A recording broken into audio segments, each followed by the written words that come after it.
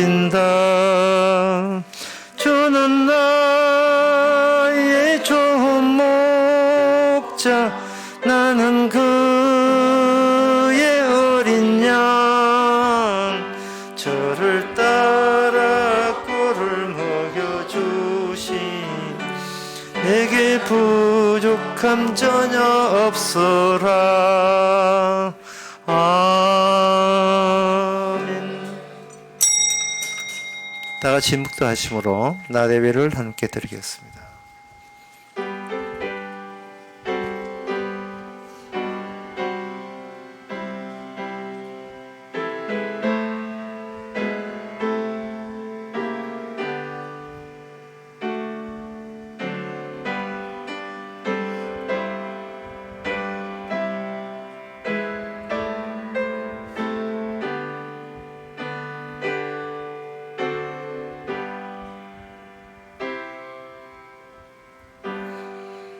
전능하사 천지를 만드신 하나님 아버지를 내가 믿사오며 그의 외아들을 우리 주 예수 그리스도를 믿사오니 이는 성령으로 잉태하사 동전 마리에게 나시고 본디오 빌라도에게 고난을 받아사 십자가에 못 박혀 죽으시고 장사한 지 사흘 만에 죽은 자 가운데서 다시 살아나시며 하늘에 오르사 전능하신 하나님의 불편에 앉아 계시다가 죄로서 산자와 죽은 자를 심판으로 오시리라.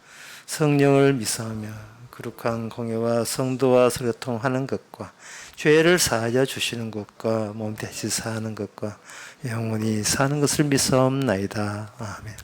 나의 고난을 보시고 나를 건지소서. 내가 주의 법을 잊지 아니함나이다야. 하나님 아버지, 저희들을 건지는 것은 우리의 행함이나 행실이 아니라 주의 법의 완성인 하나님의 십자가에 다 이루심인 것을 왜 그런지, 왜 그런 사연이 있는지 오늘 또 말씀과 현실 속에서 발견하는 귀한 시간 되게 하옵소서. 예수님 이름으로 기도옵나이다. 아멘.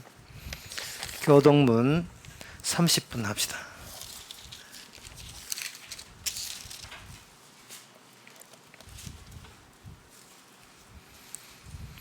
여호와여, 주께서 나를 감찰하시고 아셨나이다.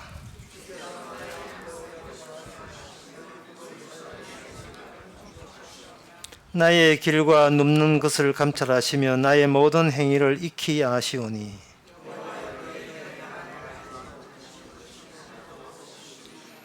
내가 주의 신을 떠나 어디로 가며 주의 앞에서 어디로 피하리이까.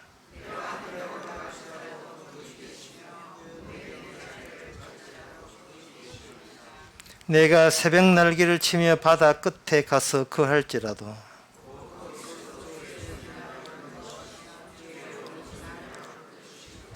하나님이여 나를 살피사 내 마음을 아시며 나를 시험하사 내 뜻을 아옵소서.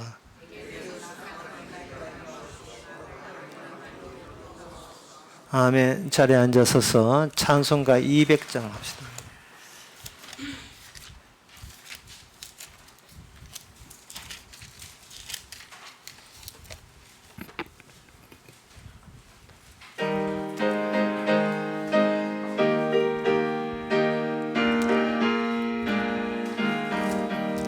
주의 피로 잊은 셈 참 깊고 넓도다.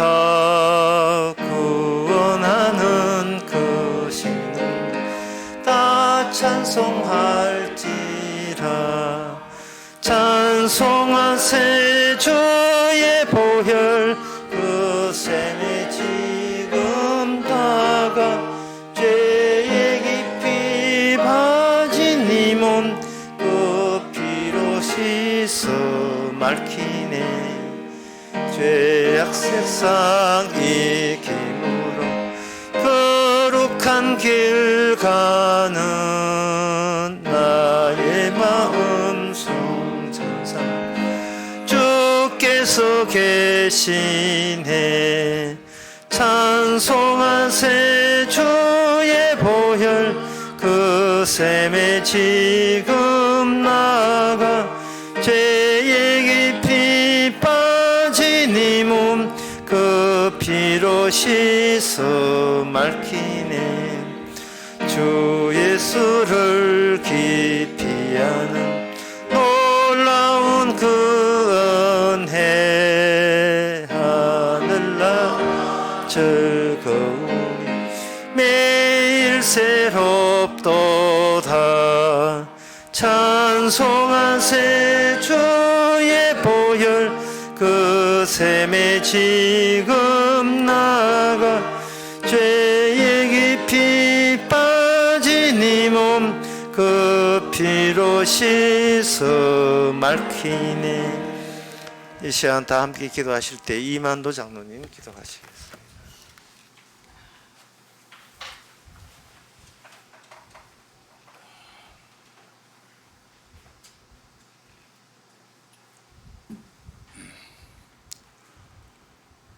아버지 하나님, 우리의 죄를 구원하시려고 예수님을 이 땅에 보내주셔서 우리 주님께서는 우리들을 구원하시려고 온갖 좋은 말씀을 하시며 왼밤을 때리는 자에게 오른밤을 내어주라.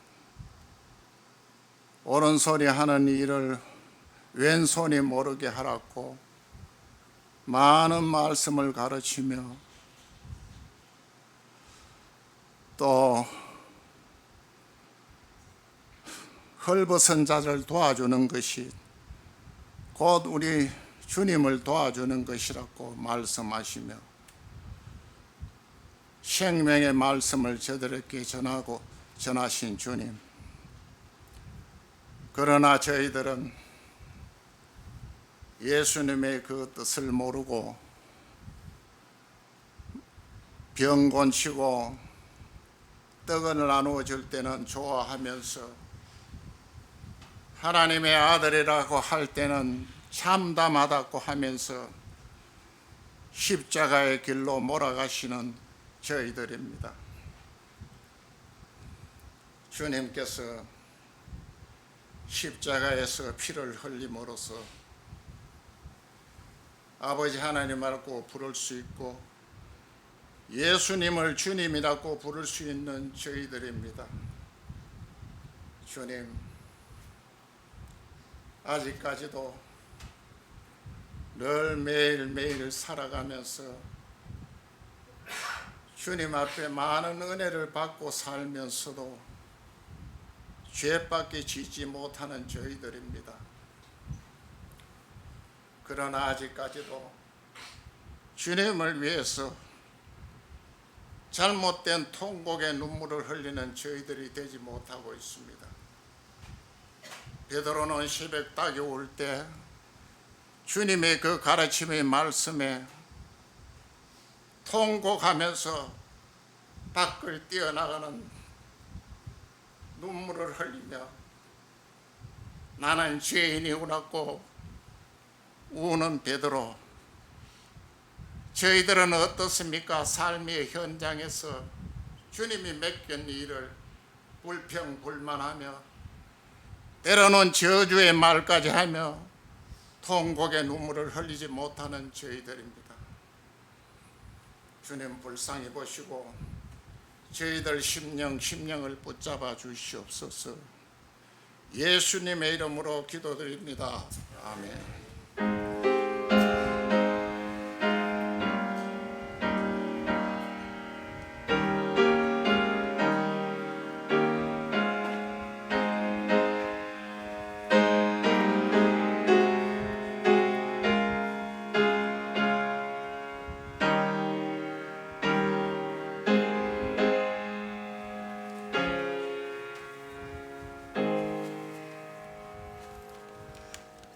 이 시간 광고 시간입니다. 수련의 장소가 바뀌었습니다. M에서 진 음식은 이제 다 먹었습니다. 우리 교회에서 십자가말 수련을 하는데 기간도 2박 3일 하는 것이 아니고 1박 2일만 합니다. 주제는 사무엘 합니다. 8월 1부 오후부터 바로 여기에서 하겠습니다. 생중계될 예상입니다. 다른 광고 없으면 찬송가 199장 합시다.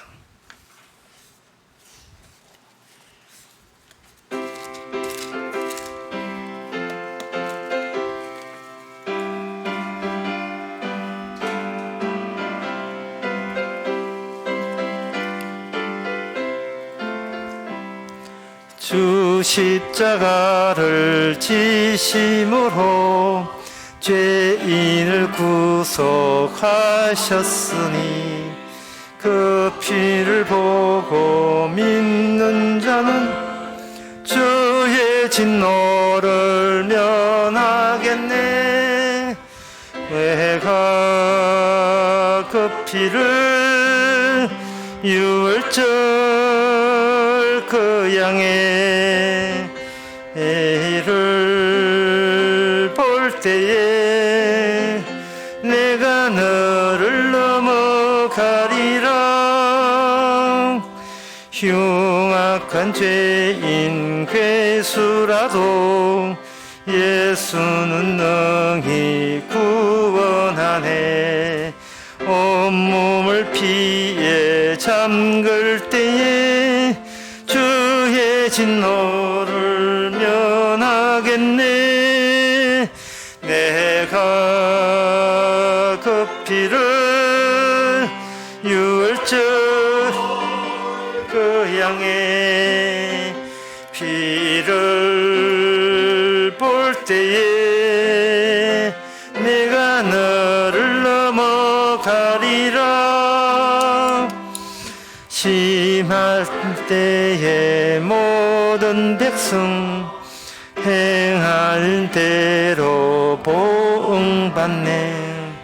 죄 있는 자는 피를 믿게 주의 진노를 면하겠네.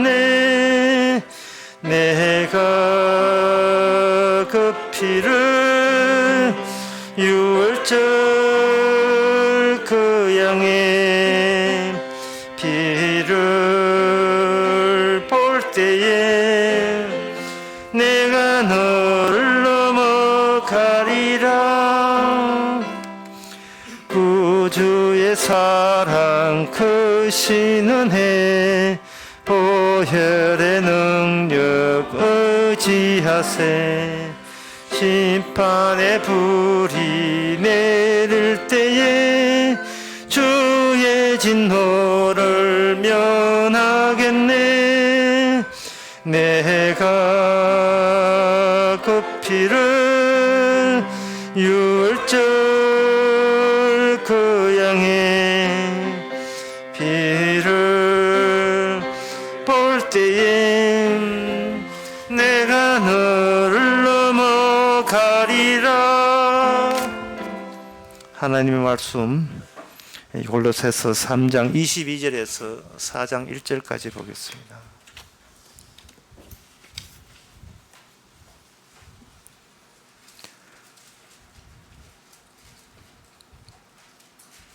종들아 모든 일에 육신의 상전들에게 순종하되 사람을 기쁘게 하는 자와 같이 눈가림만 하지 말고 오직 주를 두려워하여 성실한 마음으로 하라.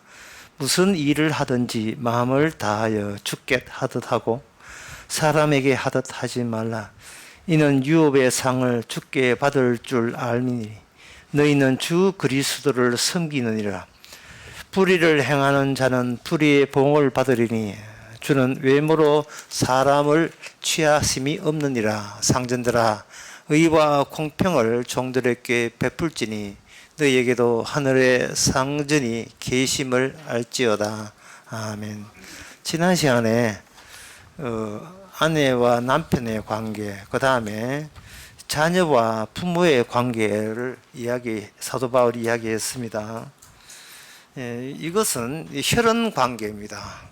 혈연 관계라서 이거는 자식을 내 자식 아니라고 할 수가 없고 부모를 내 부모라 하지 않을 수밖에 없습니다. 부부도 마찬가지로 한 가정을 이루고 자식을 놓다 보니까 정말 낯선 사람이지만 함께 살아가고 있는 겁니다. 혈연 관계죠. 그런데 오늘은 혈연 관계가 아니고 상정과 종의 관계로 이것이 주님의 개입이 확장됩니다. 주님의 하는 일이 인간의 모든 일상에서 들어가지 않는 곳이 없어요. 삽입되지 않는 곳이 없습니다. 모든 곳에 주님의 일이 관여하고 있습니다. 그리고 여기 25절에, 오늘 25절에 보면 불의를 행하는 자는 불의의 봉을 받는다, 심판받는다는 이야기까지 계속 이어지고 있습니다. 인간 사회는 혈연 관계와 그리고 이익 사회를, 혈연 사회와 이익 사회를 나누고 있어요. 테니스라는 독일의 그 사회학자가 게셜사르프와 게마인 사르프라 해가지고 사회를 그 가족끼리 있는 혈연 사회, 그 이게 옛날에 농촌 중심의 사회와 근대에 들어와서 인간의 이익을, 합리적인 사고를 요구하는 직장, 이런 것을 가지고 게셜사프로 해서 지금은 어느 것이 중요하냐면 가정보다도 이익 사회가 우선되는 시대로 접어들었다.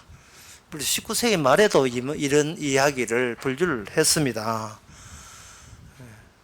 그렇게 되어버리면 이런 구분 자체가 이게 뭐냐면 나한테 어느 것이 이익이 될 것인가 라는 것을 평소에 사람들이 늘 생각했기 때문에 그런 구분을 짓는 거예요.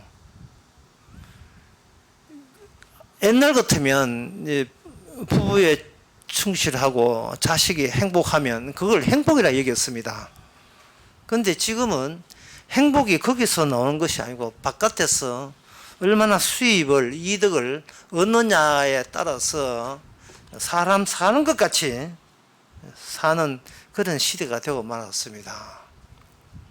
자, 그렇다면 오늘 본문에서 주님께서는 그러한 사회, 이익 사회죠. 직장, 상전이 있고 거기에 부하 직원이 있고 하는 그런 사회에서 주님은 어떤 식으로 관여하고 있느냐라는 것을 우리를 알려주고 있습니다. 이와 동시에 우리는 그 직장에서나 가정에서나 혈연 사회나 이익 사회에서 우리는 주님을 어떻게 만나느냐 하는 그런 문제에 대한 해답이기도 하는 겁니다. 보통 어떤 직장에 가면 그 본부가 있는 그 건물에 이런 게 붙어 있어요. 회사는 직원을 내 가족처럼, 직원은 회사 일을 내 일처럼 크게 붙어 있어요.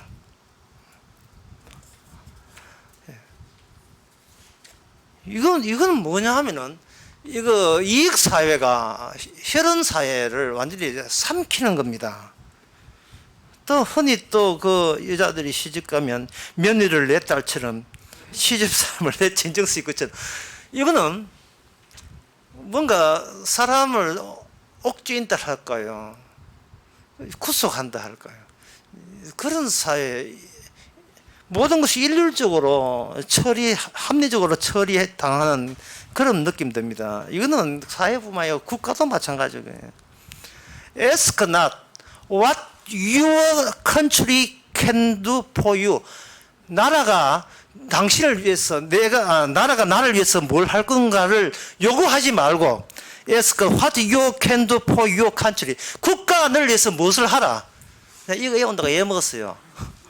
케너디 취임 연설할 때 유명한 연설문이에요. 정철 종합영화에 나옵니다. 정철 종합영화 그런 거 참고서예요.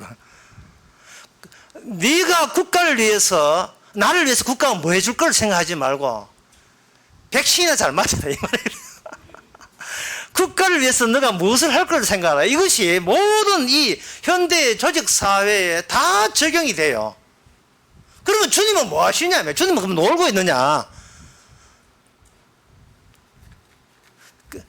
어른이 잘 되면 네가 잘 된다. 이건 늘 어릴 때부터 왔잖아요.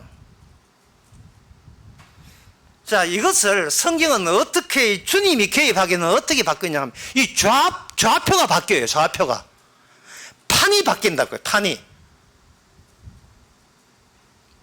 인간 자중심에 안정된 좌표를 갖고 있는 그 체제가 아니에요. 절도 있는 체제가 인간의 모든 고통과 모든 문제를 해결할 수가 없습니다.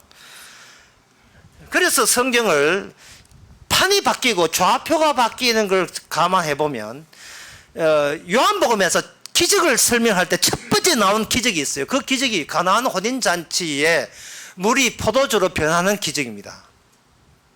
이것은 요한복음에 들어와서 예수님이 하신 모든 일에 대해서 더 높은 안목에서 해석이 들어가는 거예요.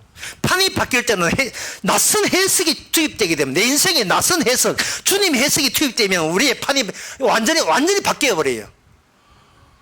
그게 그 가나안 혼인 잔치에서 뭐냐 하면 병을 고치는 게 아닙니다. 팔자 고치는 게 아니에요. 주님께서 하던 모든 병 고치는 모습으로 보이고 뭐 어떤 여러 가지 기적을 보이더라도 진짜 정답은, 해답은 예수님 세계의 그 체제나 그 판이, 좌표가 우리가 살고 있는 인간의 체제 판하고 너무나 판이하고 다르다는 겁니다. 뭐 병을 고치는 게 아니라 내 문제를 해결해 주는 게 아니고 물이 포도주로 변하는 거예요. 이것은 내한테 무엇이 필요하냐 아니라 정작 인간들에게 필요한 것은 이 예수님 내가 이 땅에서 어떻게 변화되어서 왔고 그 어떤 절차를 거쳐서 어떻게 내가 이 세상을 빠져나온지를 그 예수님의 세계가 네가 현재 알고 있는 세계하고 너무나 다르다는 것, 그걸 보여주는 그 기적이 진정한 기적이에요. 그러면 거기서 인간들이 뭐가 필요하냐면, 인간들은 그거는 자체적으로 자기 사회를 어떻게 해서 구성하느냐, 여기 이제 우리가 그걸 먼저 알아야 되겠죠. 요한복음 13장 8절에 보면 예수님께서 유월절 날 떡을 떼시면서 발을 씻겨주는 장면이 나옵니다. 발을 씻겨줄 때에 예수님의 그 행위 하나하나 속에서 미처 내가 몰랐던 나는 어떤 존재이냐가 여기서 핵심 요소로서 그걸 파헤쳐 버려요. 여기에 13장 8절에 보면 내가 너를 발 씻기려고 이제 베드로야 발을 씻기려고 이제 수건을 몸에 감고 오시니까 베드로가 가로되 내 발을 절대로 씻기지 못하시니이다 라고 베드로가 이야기해요. 이게 바로 예수님의 어떤 일이 그 인간에게 다가갔을 때, 접촉이 될 때, 만남이 될 때 인간은 예수님의 행위에 의해서 자의 본색을 숨길 수 없을 정도로 탁 튀어나옵니다. 예수님, 제 더러운 발을 예수님은 절대로 씻는 것을 제가 용납 못하겠습니다. 이 말은 내 더러운 내 발은 오직 나만이 씻을 수가 있습니다. 다른 말로 하면 내 인생의 책임은 제가 알아서 하겠습니다. 주님, 제가 알아서 괜찮은 사람 되어서 주님 앞에 이 정도 하면 괜찮겠지요 하고 제가 주님께 다가서겠습니다. 이것이 인간이 그 자아가 자율성과 절대적인 자아를 지금 뭔가 추구하고 있고 그건 목표로 삼고 있다는 거예요. 자아는 절대적인 자유, 절대적인 내가 뭐든지 내한테 뭘 해도 상관없는 절대적 자유를 행사하는 나, 그게 이미 선악과 따먹고 난 뒤에 그게 전면적인 인간의 모든 인간이 그런 인간이 되고 말았어요. 이거 몽고칩니다. 이거는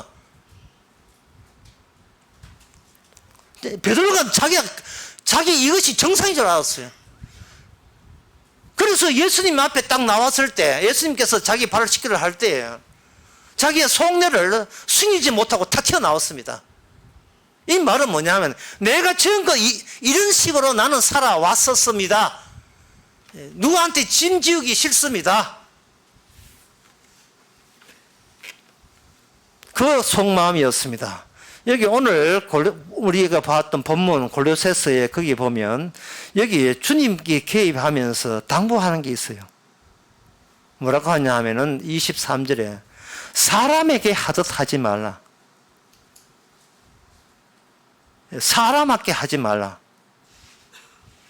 여기 22절에는 사람을 기쁘게 하는 같이 눈가림 하지 말라. 그러니까 주님께서 이 말씀을 전달하는 주님의 성도에게 당부하는 것은 인간 사회에서 주고받는 식으로, 그런 식으로는 네가 그는 살지 말라. 이미 그 판은 깨어졌다는 겁니다.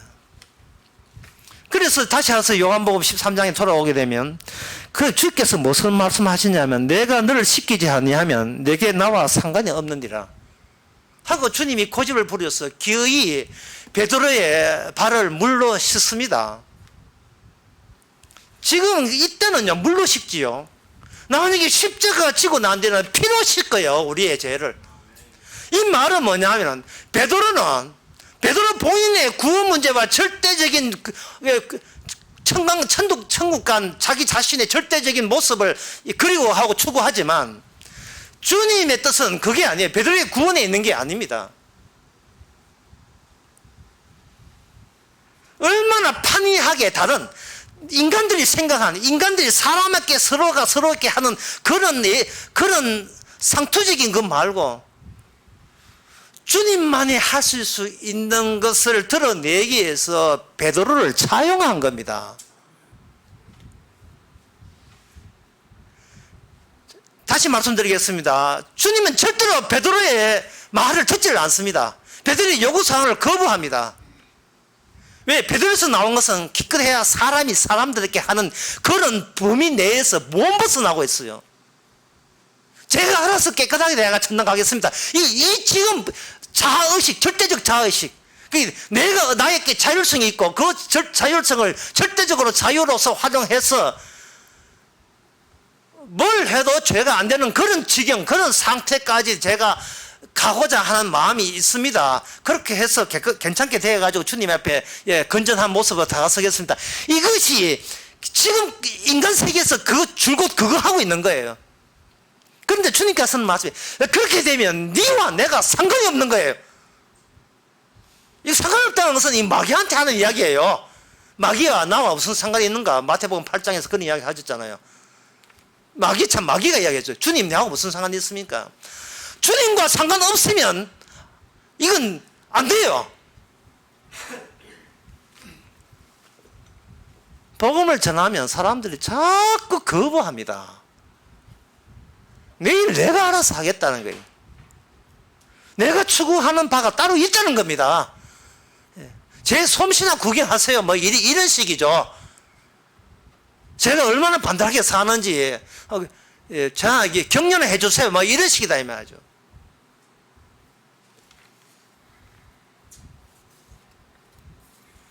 그러나 주님이 보고 싶은 것은 예수님이 자기 피를 우리의 발과 손과 우리를 씻어내릴 때에 거기서 빠져나가는 우리의 죄, 인간이 스스로 처리할 수 없는 죄가 씻겨져 나가고 드러나고 씻겨져 나가는 그 순간을 예수님은 보고 싶은 거예요.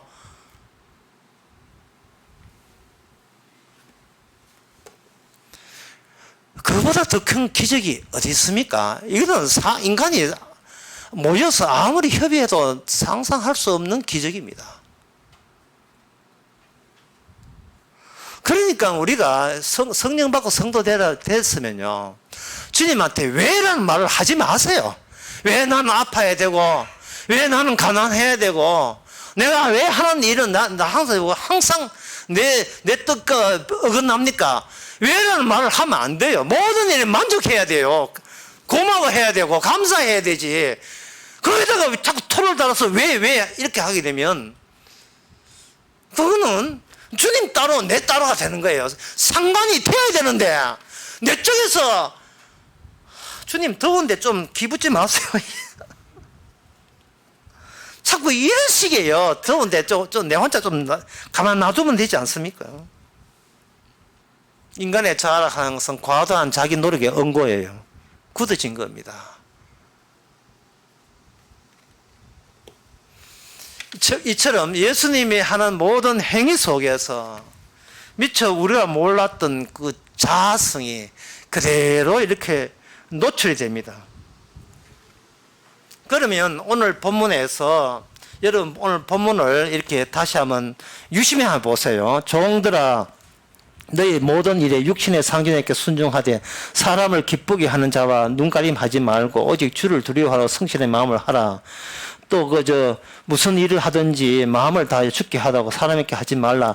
이 말씀을 딱 한번 보시고요. 이 말씀을 한번 딱 느껴지고 그 다음에 4장 1절에 상전들아 의와 공평을 종들에게 베풀지니 너희께 하늘의 상전이 계심을 알지라. 이 말씀을 할 때 이것은 단번에 이게 무슨 뜻인지 알아요. 이게 무슨 뜻이냐 하면은 인간 대 인간의 관계가 인간의 자아 때문에 전부 다 빗겨가고 있고 어긋나고 있다는 그 사태, 그 상황을 지금 설명하고 있는 거예요. 너희들 인간들끼리 어떤 평형심을 네가 성사시킬 수 있을 것 같으냐? 종과 상전 그 관계가 인간들이 아무리 노력으로 노동법을 동원한다 해가지고 그것이 해소될 것 같아? 사회 불평등이 그게 해소될 것 같으냐? 그게 불평등이 해소되지 않는다면 그 원인은 바로 너 인간들 너 자신에게 있다는 것을 너가 알아라 하는 말씀을 주신 거예요.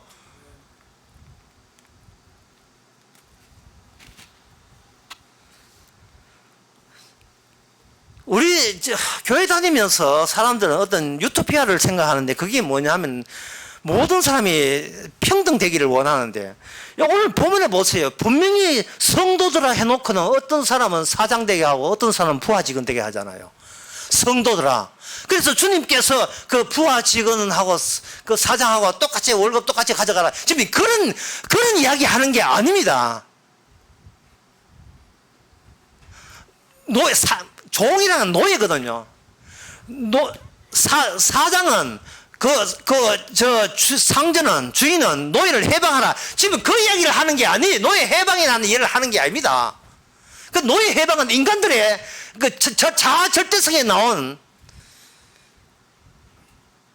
그것은 해결할 수 없는 하나의 기능이에요. 노예 해방 자체가 아무 그거는 해결책이 되지를 못합니다. 인간은 자꾸 평등을 원하는데 그거는 주님의 방식이 아니죠. 노예냐? 예, 계속 노예해. 예. 네가 사장이야? 예, 계속 사장해. 지금 주님께서 하시는 이야기는 그 이야기예요.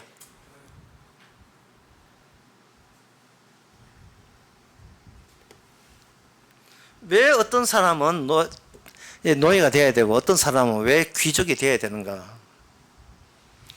그 속에서 인간이 제일 간절히 원하는 고통 문제가 인간 내부적으로 어떤 노력을 해도 이게 해결책이 없다는 사실을 주님께서 이렇게 갈라놓고 체험케 하는 거예요.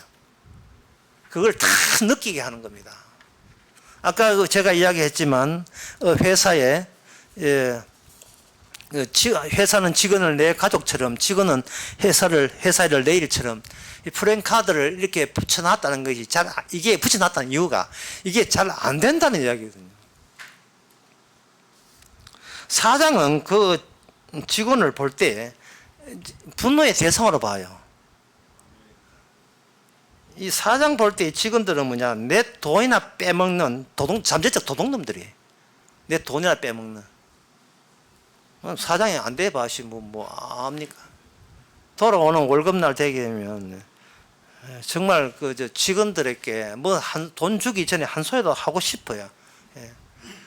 다시 말해서 사장이 너희들 보기에 호구로 보이냐? 내가 만만해? 내가 호락호락해 보이지, 그지? 너희들 다 놀면서 놀 것 다 놀면서 내 돈 빼먹이 너희들이 뭐 승리를 한 것 같이 늘 사장은 그 마음이 자기 마음이 있어요. 그러면 직원은 사장을 뭐로 보느냐 하면은 개 주인으로 봅니다. 목줄을 내 목숨줄을 딱 묶어 놨거든요. 그래서 조금이라도 좀 힘도 좀 실력하면 목줄을 잡아당겨요. 예. 이랴 목줄을 잡아당겨요. 싫어? 그 목줄 끊어버리면 시험은 나가고 회사가 전쟁터라고 보지 바깥에는 지옥이야. 내니까 네 같은 인간 반미기 주는 게야. 이 직원아, 이 노예들아,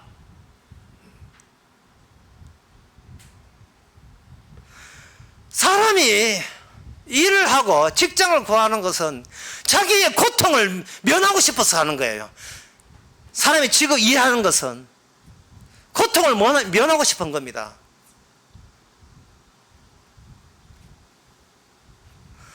그러나 그 고통을 면하기 위해서 직장 다녀봤자 그 직장에서의 모든 나 절대 자아의 그냥 변형체이고 내가 그냥 변신한 거예요. 이 절대 자아라 하는 것은 이게 뭐 뜻이냐 하면은요, 나가 있고 그것도 내가 되고 싶은 절대적인 나가 있어요. 그 절대적인 나는 어떤 자냐 하면 내가 원하는 것은 뭐든지 할 수 있는 나예요. 원하는 것은 무엇인지 할 수가 있고 원하는 것은 무엇인지 할 수 있는 거예요. 이건 어린애들은 어른 관계없어요. 이 인간은 선악과 따먹고 난 뒤에 악마의 변형체로서 인간은 그렇게 달라졌습니다. 내가 원하는 것은 무엇인지 할 수 있는 나. 그렇게 되기 위해서는 나와 나는 그 절대적 자아에 다가가면서 그 중간에 그걸 얻기 위해서 남들을 찾아가게 되는데, 직장 생활을 한단 말이죠. 남들을 찾아가는데 그 남들은 뭐냐, 나만이 자아고 나만이 진짜 인간이고 나머지는 전부 다 사물이에요. 물건이고 소유 대상입니다. 그래서 사장은 직원들을 자기 집에는 가구나 집에는 강아지나 개처럼 하나의 물건으로 간주하는 거예요. 그리고 직원도 사장을 내한테 돈을 제공하는 어떤 물건으로 보는 거예요. 인간을 소유 대상으로 보는 거예요.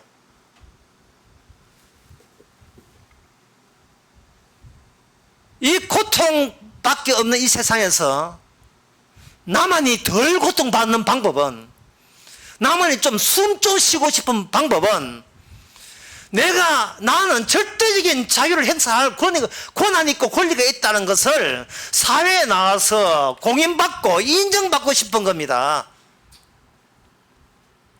이 일서 어울린 게 이게 바로 이익사회예요. 교실사부터의 이익사회.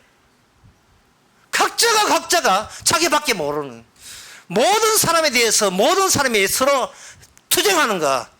10,000명이라면 10,000명끼리 서로 투쟁하는 거. 만인투쟁이. 친구를 만나든 동창을 만나면 그게 투쟁 관계예요. 내가 주인이니까요. 이유를 묻지 마세요. 무조건 나는 주인이라는 거예요. 내가 주인인 것을 주인이면 되는데 그걸 사회에 나와서 동의를 얻으려고 하는 겁니다. 사회는 직장생활은 그래서 사람은 사회에 나와 직장생활 하는 거예요. 나도 세상에 나가고 싶어. 당당히 내 꿈들을 보여줘야 해. 그토록 오랫동안 움츠렸던 날개 하늘과 더 넓혀 펼쳐 보이고 날고 싶어. 날아봐라. 추락하지. 나도 세상에 나가고 싶다. 왜요? 집구석 앉아있으면 지가 최고잖아요. 아니에요. 사회의 동의를 받아야 돼요. 네 최고야. 네 대단해. 그게 절대자예요. 그래서 모든 인간은 심지어 아르바이트 해도 그 아르바이트 하면서도 내가 언젠간 이 피자 가게 내가 사장 될 거야. 아르바이트 돈 모아가지고 사장 될 거야. 이게 하나의 목표로서 딱 나와 있어요. 그래서 인간의 주인이라는 것은 그 목표가 되기 위해서 지금은 그 주인에게 그 아르바이트는 자기의 등짝을 맡깁니다. 아부를 하죠. 감내하고 참아내면서 언젠가는 나도 세상에 나가서 보란 듯이 내가 성공할 거야. 그렇게 살면서 나이 80가 돼요. 그런데 그 생각하면서 벌써 80년 훅 지나가요. 80년이, 90년이. 요양병에 가가지고 나는 그래도 세상에 나가고 싶어. 자식 만나면 집에 가고 싶어라. 요양병에 가지고 요양병원에 보면 거기 또 주인이 있거든요. 간호사, 의사 주인이거든요. 자기는 노예고. 이 절대자아의 노예로서 현실적 인간은 존재하고 있습니다. 오직 전부 다 100명 보면 전부 다 주인이에요. 내가 그렇게 호락호락하게 보이냐? 내가 호구야? 지금 그 말은 안 하지만 속 내부에 그걸 깔고 이렇게 하는 겁니다. 그래서 이 사람에게 한다 이 말은 네가 사람을 사랑한 적이 없이 사람을 이용할 생각하는 거예요. 타인을. 남을 통해서 나는 주인이니까 내 빼놓은 건 다 노예예요. 사물이고 물건이고 아닌 척하지만 내 발에 흙이 묻히지 않게 해서 너희는 내 앞에 꿇어앉아. 내가 밟고 지나갈 거야. 그래서 저 건너가게 되면 내가 그리워했던 나는 뭐든지 할 수 있는 사람이라고 사회적으로 천명할 수 있고 인정받을 수 있는 그런 사람이 되고 싶대. 그런 존재가 되고 싶다. 이거 모든 인간은 이걸 숨길 수가 없습니다. 그러면 왜 성경에서는 왜 인간들에게 사람에게 하지 말라, 인간이 인간들까지 하는 그런 식으로 하지 말라고 하시는 이유가 뭐냐? 그 현장에 주님이 개입하시거든요. 자, 이걸 어렵기 때문에 쉬운 예를 들겠습니다. 이걸 매개자 또는 중재자 또는 성경적으로 하는 중보자가 되는데, 어떤 분이 한의원에서 10년 동안 일했어요. 10년 동안 일했는데 하루아침에 그 한의 원장이 손해 간다고 빠지고 이렇게 하니까 기분 나빠가지고 10년 만에 그냥 쫓아내버렸습니다. 정규 직원도 아니까 나가라 이렇게 할게. 이제 나갔어요. 이제 잘렸어요. 잘리고 난 뒤에 이분이 중재자를 세웠습니다. 노무사를 세웠어요. 노무사를 세워가지고 이제 쫓겨나온 뒤에 그 한의원을 상대로 이제는 노동 행위에 대해서 정의에 대해서 이제 고소할 거라고 노무사가 자기 그 법을 아니까 자기 대신 이야기를 해줬어요.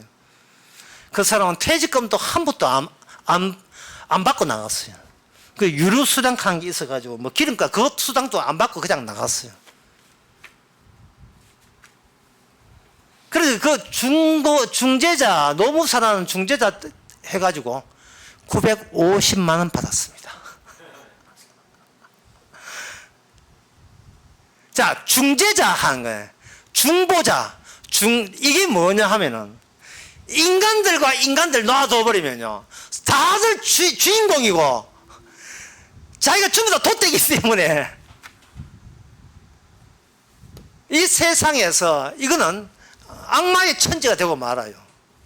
그래서 주님께서 중재자로 들어간 겁니다. 할 때 너도 개입하지 말고 다른 사람도 개입하지 말고 빼버려요. 사람이 사람에게 하지 말라 이 말이에요. 하나님께서 의도적으로 어떤 사람은 사장 되게 하고 어떤 사람은 직원 되게 하는 거예요. 사장 직원 되고 하고 난 뒤에 그 다음에 정말 네가 성도라면, 사장도 성도고 또 직원도 성도라면 네가 어떤 네 고통의 문제를 네가 해결하려 하지 말고 중재자 되시는 매개자 되시는 예수님을 너 속에 들어가도록 네가 허락을 하라. 그게 뭐냐 하면은 바로 모든 인간은 자기가 주인이다, 주인공이다, 내가 최고다 라는 이 사실만 가지고 상대에게 대화하고 이야기하기 때문에 주님께서는 여기는 뭐냐, 주님이 스스로 종으로 들어가요. 성경에 주께서 개입한다는 말은 그 신약에서 물론 주님께서 종으로 오신 것도 맞지만 이거는 그 전에 구약에 보면 이 종으로 나온 게 있어요. 시편 105편 17절 18절을 제가 읽어보겠습니다. 한 사람을 앞서 보내셨으며 요셉이 종으로 팔렸도다. 그 발이 착고에 상하며 그 몸이 쇠사슬에 매였으니 곧 여호와의 말씀에 응할 때까지라 그 말씀이 저를 단련하였도다. 이렇게 되어 있어요. 여기서 요셉의 특징은 종으로 팔린 거예요. 요셉은 모든 우리 인간하고 똑같아요. 자기가 주인공이고 자기 인생 남한테 인정받으려고 하는 그런 절대 자아를 추구하는 그런 사람 맞아요. 같은 죄인입니다. 그런데 꿈이 요셉을 찾는 순간 요셉은 꿈의 종이 되는 겁니다. 요셉이 꿈이 종으로서 이 세상에 들어오는 말미암아 무엇을 밝혀내느냐 하면 요셉이 애굽에 팔려가기 전에 형제들이나 아버지나 하여튼 그때부터 해서 애굽에 팔려가면서 만나는 쪽쪽 이 세상은 모두가 자기가 주인 행세하고 있다는 그 사실을, 그 죄를 까발리는 역할을 해버려요. 요셉은 본인이 주인공 요소를 의도적으로 못하게 만들어서입니다. 꿈은 꿈대로 되어지는데 뭐를 밝혀내느냐? 인간들은 모든 것을 요셉을 소유하려고 해요. 왜? 요셉이 만났던 모든 사람은 요셉 앞에 자기의 본색을 드러내는 거예요. 자기가 주인공이 되는 겁니다. 내가 주인이니까 주인은 사물과 어떤 물건이 필요해요. 내가 주인이라는 것을 증명해 줄 어떤 소유적인 내한테 소유당하는 그런 것들이 필요해요. 인간은 타인이 자기 소유물이에요. 나의 절대성을 증명해 줄 소유물이라고. 인간은 그런 인간들밖에 없다는 것을 인간들은 몰라요. 적당히 협상하고 적당히 타협하면 되는 줄 알고 있습니다. 자진해서 하나님 저 노예 생활 할래요. 이런 사람 아무도 없습니다. 자진해서 하나님 저 평생 종이 되어서 살겠어요. 이렇게 손들고 나온 사람 아무도 없습니다. 오늘 본문 25절에 보면 불의를 행하는 자는 불의의 봉을 받느니라.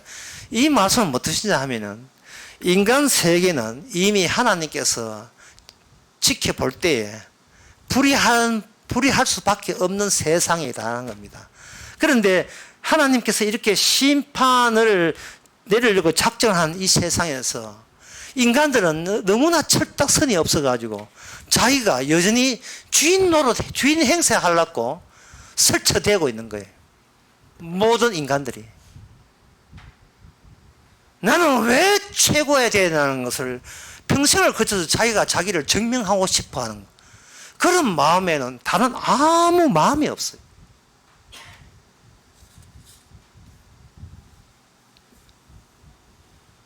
세상 앞에서 자기 잘난 것 자랑하고 싶어 하는 거예요. 그런데 여기에 요셉의 꿈이 찾아옴으로써 이제 요셉의 가는 길은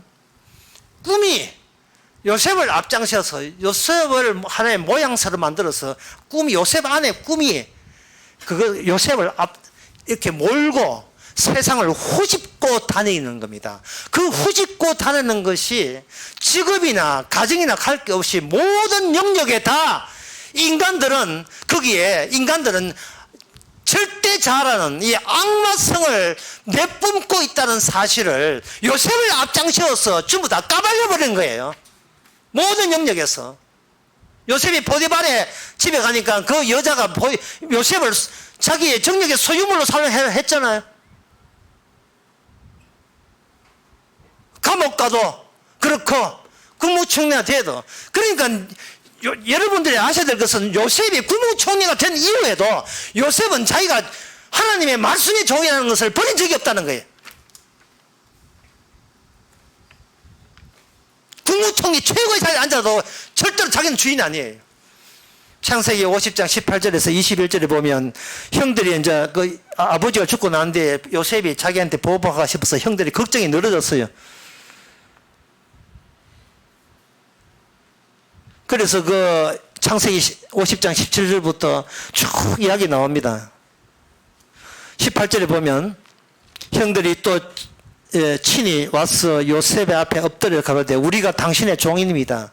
그렇게 하니까 요셉이 하는 말이 내가 어떻게 하나님을 대신하겠습니까? 당신들을 살리기 위해서 구원하기 위해서 이 구원이라는 문제는 당신을 생명을 주기 위해서 이게 만민의 생명을 구원하기 위해서 당신들의 생명을 건지기 위해서 하나님은 나를 종으로 사용하신 분이 바로 주님이고 그 하나님이고 그 하나님만이 우리의 주인입니다. 내가 당신의 주인 노릇 하면 안 되게 되어 있습니다. 이런 뜻을 이야기하는 거예요.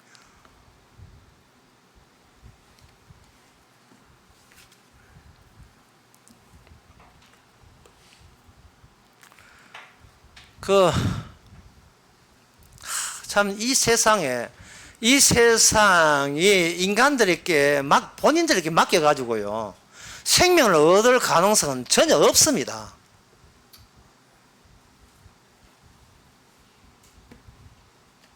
아까도 저 베드로처럼 자기의 발을 내 발은 요셉의 베드로가 주님 앞에서 한 그 행위를 잘 보세요. 내 발은 주님 잘 들으세요. 내 발은 내 발이기에 내가 씻습니다. 내가 씻고 이게 뭐가 더럽고 깨끗한 거 내가 아니까 내가 씻겠습니다. 이게 얼마나 주님만 그 자리에 없으면 얼마나 자연스러운 현상이에요. 우리는 그게 저주받을 짓이고 심판받을 짓이라는 생각을 언제 했습니까? 한 적이 없지요. 그게 얼마나 철딱선이 없는 고백인가를 베드로는 알 길이 없어요. 제가 다시 이야기합니다마는 주님이 그런 베드로를 하는 말이 베드로야 네 지금 내한테 발 안 씻기면 네 죄는 그냥 있어. 뭐 네 좋아하라고 시켜주는 줄 알아? 내가 이 땅에 뭘 하러 왔는지를 내가 너에게 드러내기 위해서 너는 그냥 내한테 붙잡힌 거다 이 말이죠. 왜 우리는 그렇게 못 살아갑니까? 그 주님의 안목처럼 살아가야 되지 않습니까? 왜 자아를 그렇게 숨기며 살아갑니까? 주님이 하시는 모든 일은 이 세상 사람들이 상상도 못할 일을 하셨어요. 그 슈퍼맨 3 영화에 보게 되면 화가 잔뜩 나는 그 지구의 영웅 슈퍼맨이 어디를 날아가냐면 이태리의 피사에 갑니다. 피사의 사탑이 피사의 탑이 이렇게 기울어져 있는 걸 이걸 똑바로 세워버려요. 똑바로 세워버린다고요. 인간들이 하는 짓거리가 바로 뭐든지 똑바로잖아요. 그런데 주님은 그 똑바로라고 생각하는 그 인간들의 절대 자아에 대한 그 안목을 주님께서 의도적으로 삐딱하게 만들어버려요. 삐딱하게. 사람들이 예수의 말씀을 알아들을 턱이 없지요. 턱이 없습니다. 사람들은 말합니다. 예수님 죄 씻음 한 번만 하면 되겠죠. 여러분 죄 씻음이 한 번만 되는 게 성령께서 매일같이 죄 만들어내고 매일같이 그 죄를 주님의 피로 우리의 손발을 씻어내십니다. 주께서 보고 싶은 것이 바로 그것입니다. 그 이유가 뭐냐면 인간의 육신은 하나님의 거룩을 감당할 수가 없어요.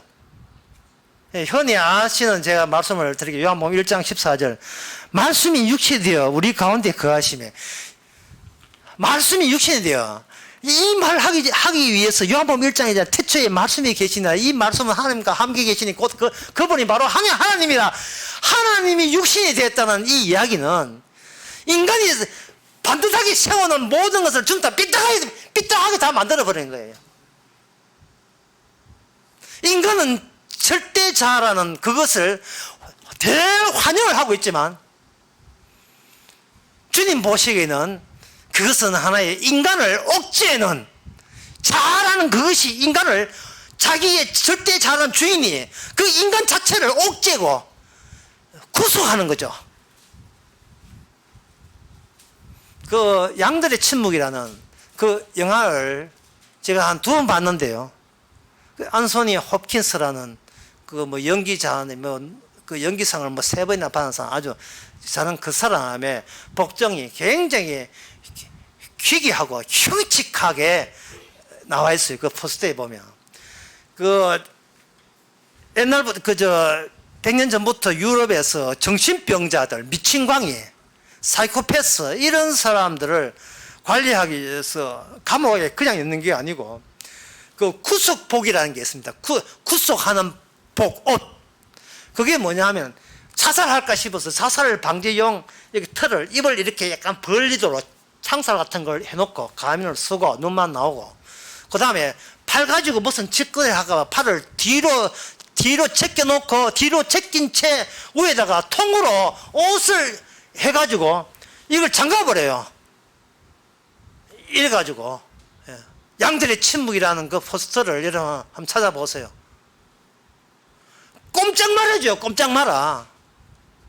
지금 하나님 보시기에 인간들이 이러고 있어요. 전부 다. 그게 히브리서 2장 14절 15절에 나옵니다. 여기 자녀들은 혈육에 함께 속했으며 그도 또한 한 모양으로 혈육에 함께 속하심은 사망으로 말미암아 세력에 잡은 자 곧 마귀를 없이 하시며 또 죽기를 무서워함으로 일생에 매여 종노릇하는 모든 자를 놓아주려 하심이라. 종노릇하는 모든 자.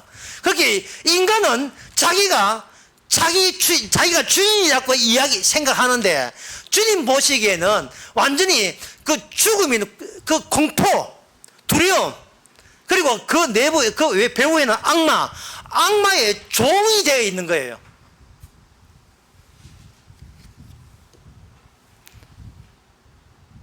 참, 이 문제, 이거, 그래서 인간들은 자기 종이 대해서 마귀가 뭐라고 인간을 속이느냐 하면은, 너는 절대적인 너의 자유가 얻을 수 있는 권한이 있어.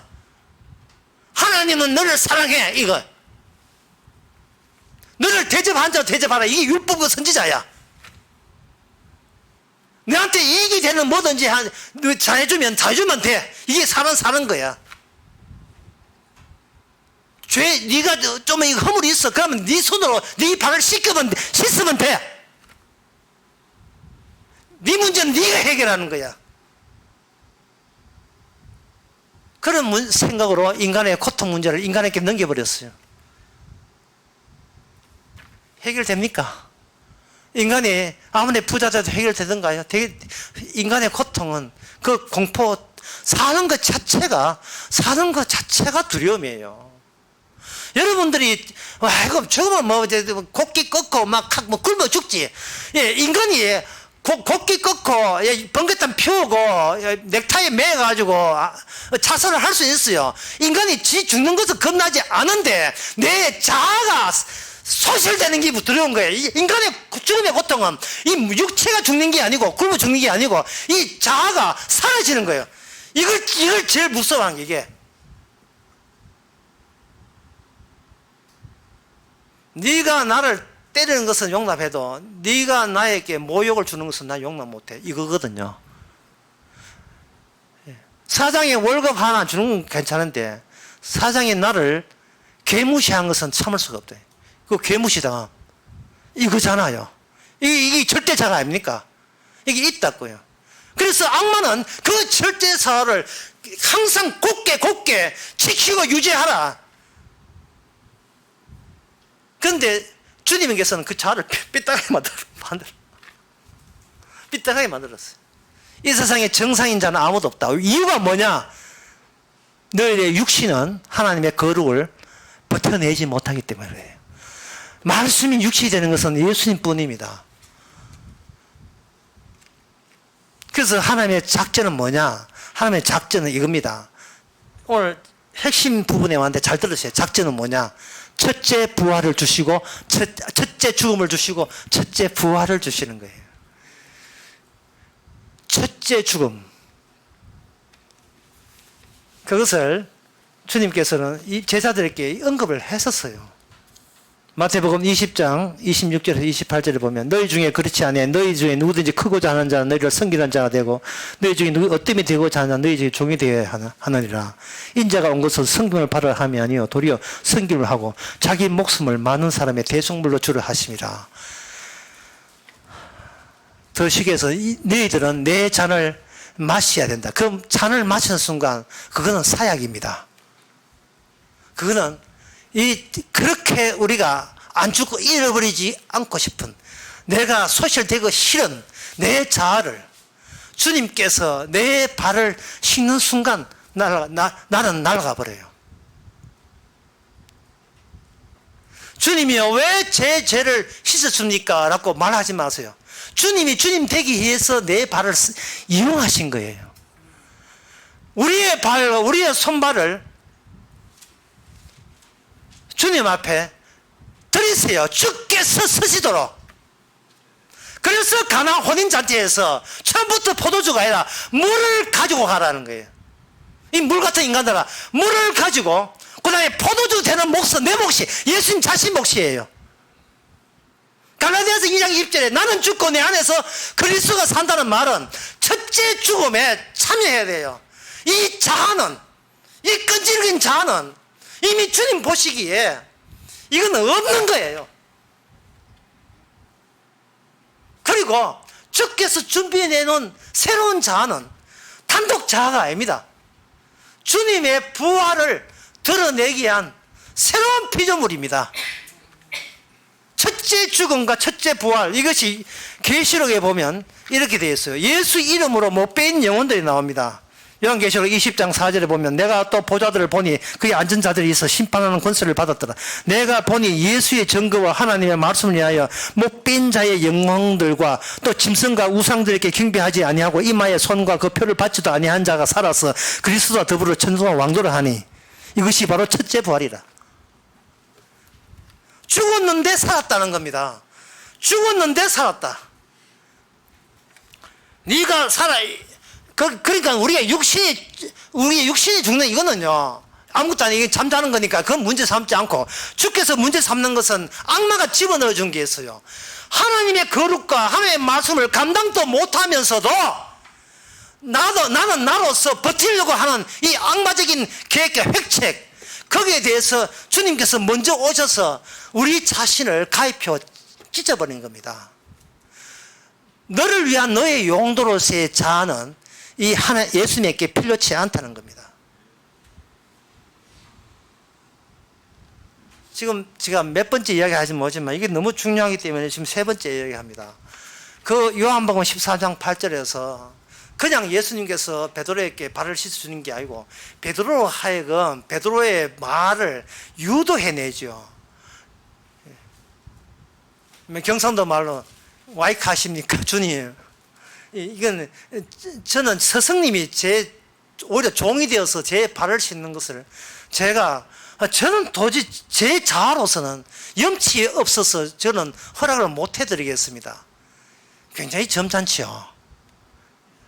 상당히 인품이 됐지 않습니까? 훌륭하지 않습니까?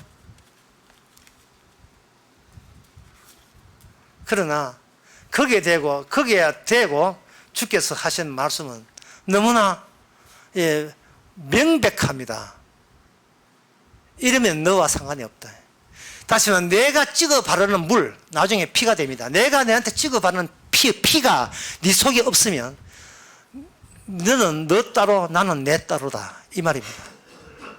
지금도 악마가 우는 사자같이 이거 예수님 떠나고 난 뒤에 악마가 베드로와 제자들을 삼킬 때 주님께서 기도 제목이 뭐냐 하면 악마가 자기가 택한 제들을 악마가 훔쳐가지 못하도록 그 자아를 계속 갖고 있지 못하도록 내가 기도한다.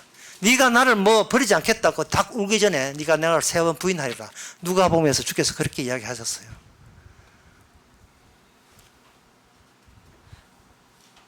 우리가 인생을 제가 말씀을 맺고자 하는 인생 사는 게 공포예요. 예, 그렇게 공포를 제거하기 위해서 자꾸 기회를 엿보는데 살아가면 살아갈수록 이유도 없이 그냥 공포스러워요.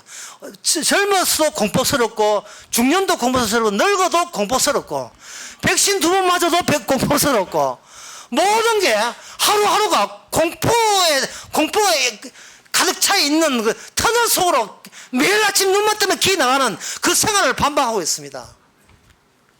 그것은 절대 자아를 내가 포기를 못하고 있기 때문에 그런 거예요.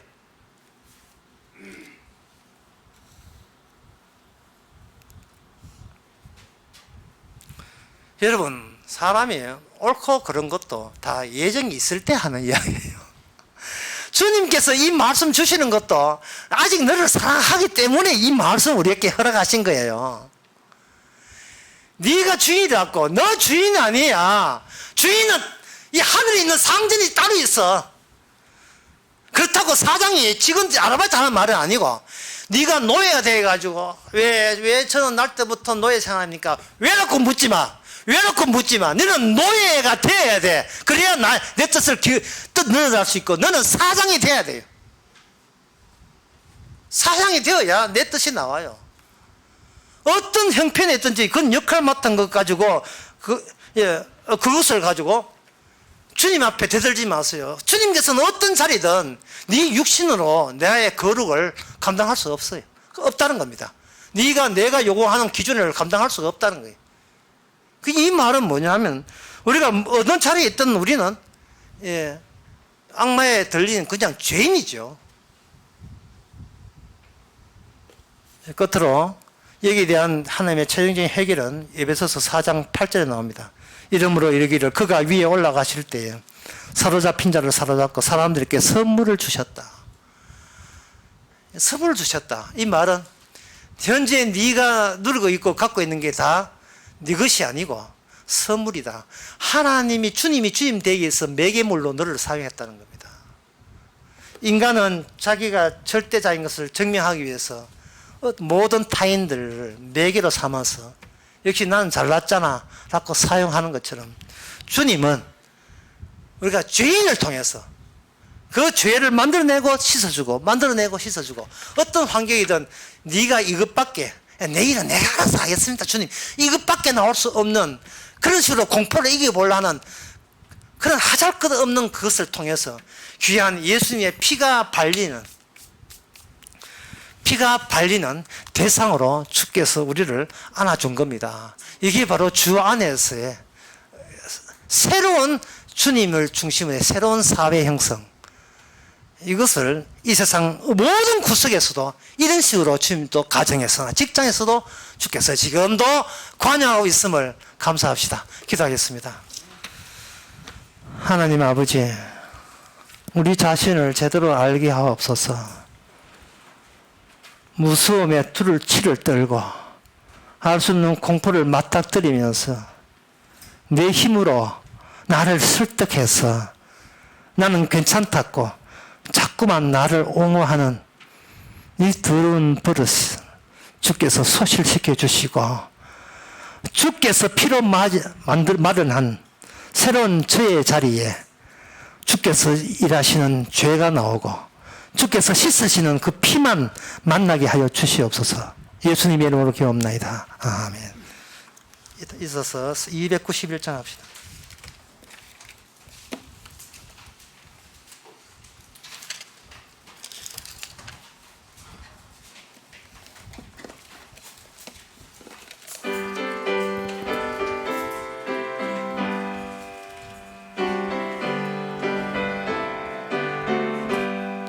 날빛보다 더 밝은 천국 믿는 마음 가지고 가겠네. 믿는 자 위하여 있을 곳 우리 주 예비해 두셨네. 며칠 후 요단강 건너가 만나리. 며칠 후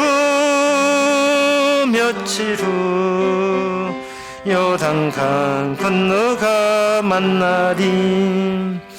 찬란한 주의 빛 있으니 거기는 어두움 없도다. 우리들 거기서 만날 때 기쁜 나 서로가 대하리. 며칠 후 요단강 건너가 만나리. 며칠 후 요단강 건너가 만나리. 이 세상 작별한 성도들 하늘에 올라가 만날 때 인간의 괴로움이 끝나고 이별의 눈물이 없겠네. 며칠 후 요단강 건너가 만나리. 며칠 후 요단강 건너가 만나리. 광명한 하늘에 계신 주 우리도 모시고 살겠네. 성도들 즐거운 노래로 영광을 주 앞에 돌리리. 며칠 후 요단강 건너가 만나리. 며칠 후 요단강 건너가 만나리. 아멘. 기도합시다. 지금은 우리 주 예수 그리스도의 은혜와 하나님의 거친 사랑과 성령의 충만하심이 주님의 심판 기준이 인간들이 생각했던 그 기준이 아니라 피의 기준인 것을 감사하는 모든 성도들에게 주의 이름으로 축원하나이다.